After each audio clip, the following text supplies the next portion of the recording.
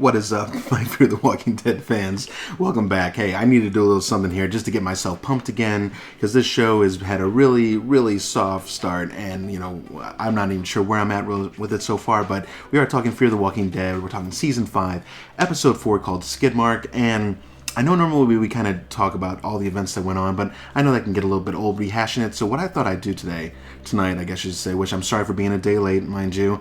It was super late last night, and I was just tired as hell. I was just like, I can't get this done. Sorry, guys, I do apologize, but it's not like we have 10,000 people coming out to watch us anyway, so here we are. We're back. So, I wanted to talk about the things I kind of loved about the episode, what annoyed me the most, and the mistakes that we found. Because what I've been finding is, with these episodes as of recent, especially in Season 4 with Fear the Walking Dead, is their continuity and just these little mistakes in between. So, I want to talk about those. So, let's get straight into it. Let's talk about what I loved, okay? Or what maybe, hopefully, you guys loved too. And if you didn't love it, I'd like you to also comment down below, because I'd like to get some conversation going. I want to know what you guys think about this season, because I feel like I'm on my own little island. I think my wife, she's on board. She's kind of like, but she still has to get caught up on a few of the middle episodes 2 and 3. So what I loved was, I love Daniel, okay? Daniel's story, I kind of liked his character already from previous seasons, and I mean, obviously he still has the acid strand, so we haven't been able to build off of much more than that right now, but I like that guy. I like his character. I'm forgetting his name off the top of my head right now, but you know what I'm talking about. And anyways, I think he brings a certain something to the show that they definitely need to hold on to, because especially, he's a badass too. He has a military background. He used to be in that serious interrogation tactic stuff, which not so bueno, but all the same, he's so useful, so they need to keep him. He is so interesting as a character, even though he's already lost Ophelia and his wife, of course, back from Season 1. So he had some good elements going on here. I talk Strand. Okay, so Strand is just one of those characters that I'd like to not see go if I had the choice. I was trying to think of, man, who do I really connect with on this show? And there's not a ton. I mean, I used to say Morgan, but I just don't believe in what Morgan believes in these days. So I found myself just not really caring so much about him. But Daniel, I believe I do. And Strand, it's just his character. He's so interesting, and where he's come from and where he is now. I think he's had a really cool arc building, and hopefully we'll get to see some more of that. So obviously the interactions of him tonight and trying to sneak into the compound, and we're going to get to that in a second about a couple of things that annoyed me, and also a few mistakes that we found too throughout the episode that just were just kind of like too blatant and obvious in our faces for us just to be like, what just happened? Or can I let that go? I couldn't let it slide. But we'll talk about that in just a second. So, believe it or not, the cat, Skidmark, I was actually kind of digging. I am not even a cat fan, okay? And unclear, I understand. They're copying pretty much what The Walking Dead has already done with Daryl's dog, right? But, I mean, I don't know. The cat was kind of cool. I mean, with the little bell around his neck, and he's out there running around and totally distracting the walkers. I mean, that's a hella good idea. Cats are nimble as hell. They're smart. Right? And maybe dogs are smart or whatever. I don't get in that debate. But I probably believe the dogs are, but whatever. All the same. But they don't like to be messed with. I know that. Cats don't. So, I mean, when Daniel was going in with that awesome, by the way, his blade is just amazing. It's one of the best ones I've ever seen. Kind of machete style, but yet knife. Just angled. Whew, and he was just slicing them right into their heads. So that was amazing. I was loving it. Daniel was a true survivor. And he was kind of going around disarming all those traps, which was interesting enough. Again, I don't want to rehash all the events, but I thought it was interesting. He was disarming all those traps that it sounds like the guy who kind of bequeathed or whatever that warehouse full of goodies to him, or did Daniel take it moreover? But either way, I didn't quite understand it. So if you guys understood, how did Daniel get into possession of that warehouse? I know he said there was a guy there before that set up all those traps and this and that, but clearly they didn't fully agree or are on the same page. So if you guys have an understanding of that, please let me know. I'd be curious. So, but yeah, the way Daniel was using that cat to try and draw the zombies in certain areas, and because since zombies want to eat the animals just as well, I thought that was a very smart idea. So anyways, kudos to them on that one.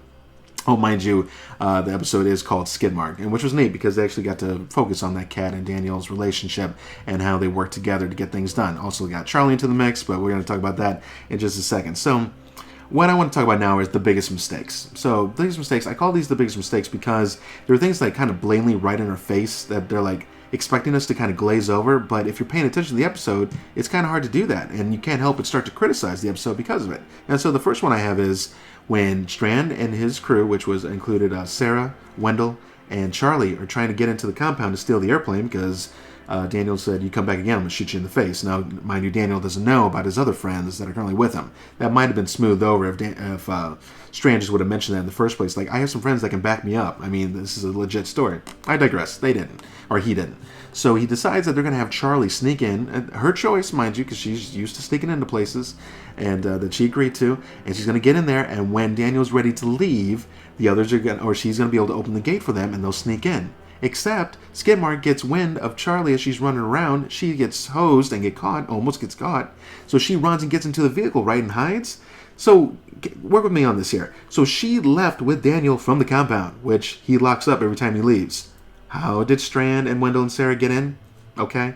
So they glazed over this. They didn't even talk about it. They didn't even show. So, I mean, are we just to assume that they just snuck their way in?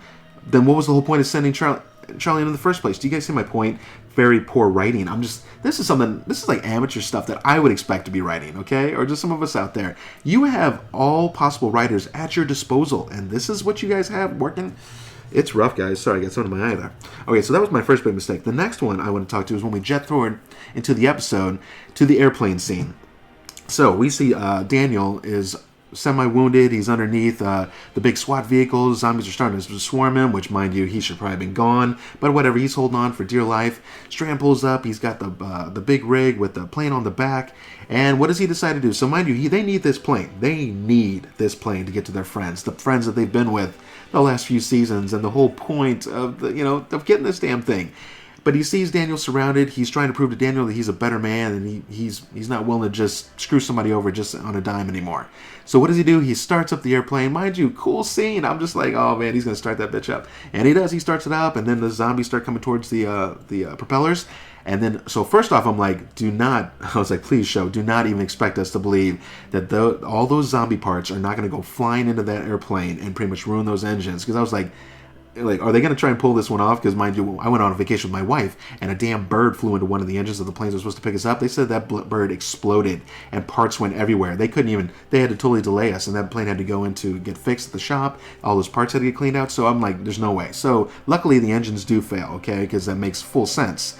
What doesn't really make sense is if you look very closely as the scenes are stacked together, there is at least 12 feet of zombies still making their way towards these propellers as they're chopping them up one by one. And if you see the scenes how he switches back to it and then the engines start to fail, it's like 5 or 6 seconds I count. I even counted slowly, so it's probably more than that. And yet all the zombies are dead. It made no sense whatsoever. It made so much nonsense that I really had to stop and look over to my wife. I'm just like, What? And she's like, no. What? Rewind that. I'm like, yeah, what is the hell is this?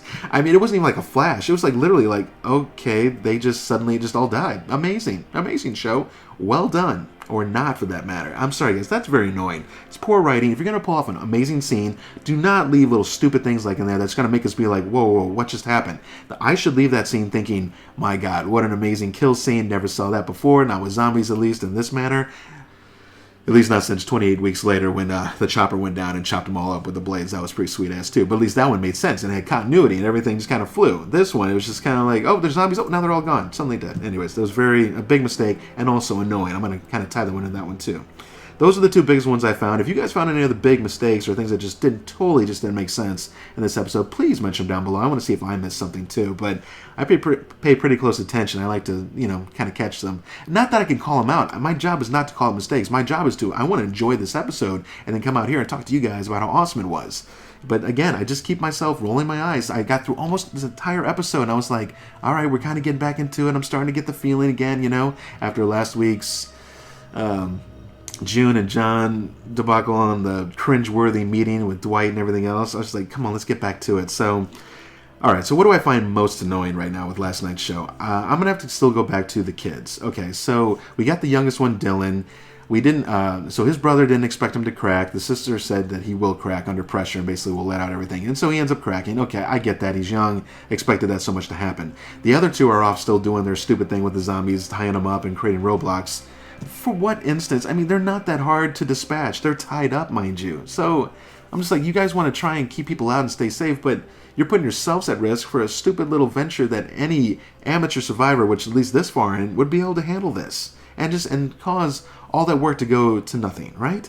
So they're out there doing that, and they make a mistake, and they get tackled by zombies. She falls backwards, and somehow miraculously, I'm going to call this maybe a partial mistake also, as well as annoying, fractures or sprains or something in her ankle, and she can barely walk. So her brother's trying to get her moving, and again, I realize that builds tension, but they didn't even really show an angle or anything like that that made sense to how badly she got hurt. All I saw it happen, she fell backwards and hit the ground. And suddenly you have a majorly sprained or broken ankle possibly out of this.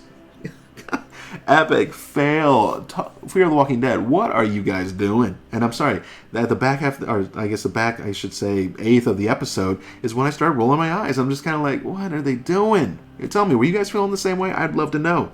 And then, so then Morgan gets wind, finds out Dylan finally admits, I was lying and they need your help, and go try and meet them around this area. Again, how they knew that was going to be the final standoff point, where I guess Dylan would meet up with them, I don't know. But Dylan said, meet at this point, they should be there. Again, okay, just going off your word, which, why the hell Morgan and them would even go along with that now that they found out they were betraying them and so forth. But I guess they felt sorry for him, like they always do. Want to help people, right? So they get out there. I'm rolling my eyes so damn much, I think my eyes are about to go in the back of my head. They get to the point.